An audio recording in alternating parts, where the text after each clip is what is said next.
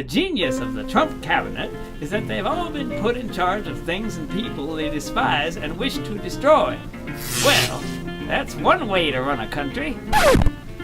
Foxes, to your hen houses.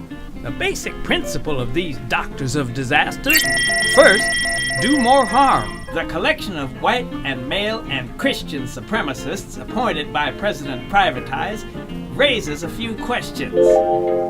Will the white and male supremacists get along with the Christian ones? Yeah. Second, is this a corporate coup by fossil fools? Or a cobbled-together, ill-gotten basket of indictables? Third, who am I to judge? I'm just a low-ranking cousin. But you're a highly placed populace with numbers, wit, and streets to take to. President P.T. Trumpum's promise was to drain the swamp, because logically, if you don't drain the swamp, how can you see where to plop the alligators in?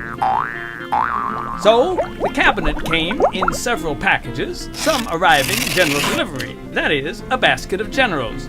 Kelly at Homeland Security, Mattis at Defense, and Flynn, who's now out for talking to Russian diplomats, that is, that he didn't when he did, which is something you don't want to do, per se, or even perjury. That leaves Secretary of Homeland Security John Force Feed'em Kelly from the great state of Guantanamo, John Mad Dog It's a Hell of a Lot of Fun to Shoot Them Mattis, and of course, former Navy SEAL Commander Ryan, there's no climate change and I'm all for it, Zinke. Okay, I made that up. Kinda, sorta. That's the generals, but many appointees can trace their roots back through the generations as proud patriots from, well, Goldman Sachs. In fact, when the Don said drain the swamp, he meant Goldman. He campaigned against them, and he's following through. He's draining them right out of there and right into the government. The Secretary of Foreclosure, Stephen Mnuchin, was not only a gold man, but later got his own bank, and also a lot of other people's houses. We'll come back to that. Former GSACS president and COO Gary Cohn has now been demoted to the director of the White House Council of Economic Advisors. Sad? Maybe not. Jay Clayton, a Goldman lawyer, is heading up the SEC, that's Security for Every Corporation. And the top swamp banana, Steve Bannon, was a VP at Goldman Sachs, but has ascended high above the VP level to his White House perch just above the president, where he feeds him tweets straight from the Book of Breitbart. To be fair, the past 4 presidents have relied on dozens of Goldman folks to make sure the government coordinates well with Wall Street.